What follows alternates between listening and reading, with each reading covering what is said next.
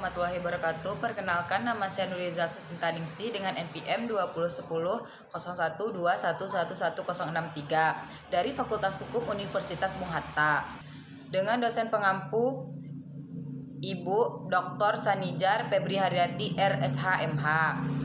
Baiklah, saya di sini akan memenuhi tugas dari mata kuliah Hukum Administrasi Negara, yaitu menjelaskan tentang barang-barang milik pemerintah daerah. Barang milik daerah, semua barang yang dibeli atau diperoleh atas beban anggaran, pendapatan, dan belanja daerah atau berasal dari perolehan lainnya yang sah. Aset daerah sebagai salah satu unsur penting dalam rangka penyelenggaraan pemerintah dan layanan kepada masyarakat. Oleh karena itu, harus dikelola dengan baik dan benar sehingga akan terwujud pengelolaan barang daerah yang transparan, efisien, akuntabel, dan adanya kepastian nilai yang dapat berfungsi sesuai dengan tugas pokok dan fungsi dari pemerintahan daerah. Aset daerah banyak macamnya dan menurut peraturan pemerintah. Aset pemerintah termasuk aset daerah terdiri atas 6 golongan serta aset lainnya. 1. Golongan tanah. Tanah merupakan aset pemerintah yang sangat vital dalam operasional pemerintahan dan pelayanan kepada masyarakat. Aset tanah merupakan aset yang paling sulit dalam pengelolaannya. Yang kedua, golongan peralatan dan mesin. Peralatan dan mesin adalah aset yang sangat terkait dengan operasional internal pemerintah, baik untuk operasional pemerintah pusat maupun pemerintah daerah, walaupun pemerintah daerah yang berperan dalam pengelolaannya.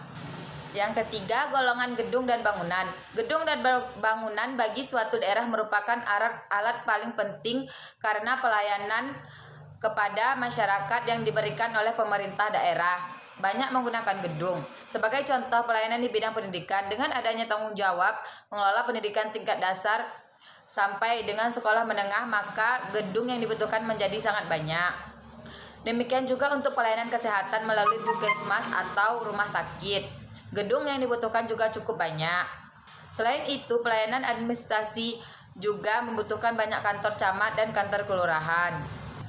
Yang keempat, golongan aset tetap jalan, irigasi, dan jaringan.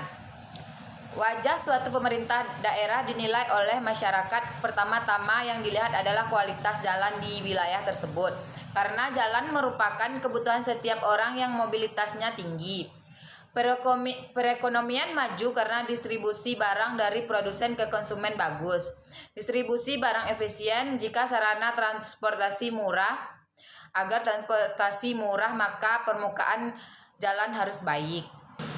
Yang kelima, golongan aset tetap lainnya. Golongan aset ini jelas-jelas disebutkan dalam Permendagri nomor 17 tahun 2007 yang terdiri atas buku perpustakaan, buku terbitan berkala, barang-barang perpustakaan, barang-barang bercorak kesenian atau kebudayaan, serta hewan atau ternak dan tumbuh-tumbuhan.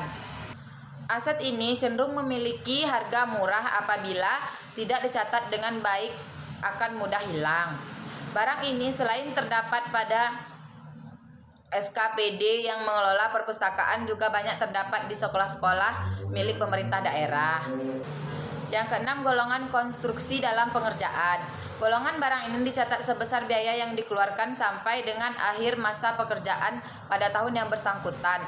Pencatatan aset ini dilakukan karena sampai dengan batas akhir pelaporan keuangan tidak dapat menyelesaikan kegiatan konstruksi tersebut sehingga terjadi sisa pengerjaan yang harus dilakukan. Kemudian setelah tanggal pelaporan keuangan, golongan barang ini seperti bangunan gedung dan bangunan bukan gedung, konstruksi jalan, jembatan, bangunan air, instalasi, dan jaringan. Yang terakhir nomor 7, aset lainnya. Dalam Permendagri nomor 17 tahun 2007 tidak dikenal adanya aset berwujud berupa hasil kajian kerja sama dengan pihak ketiga, serta aset-aset lainnya.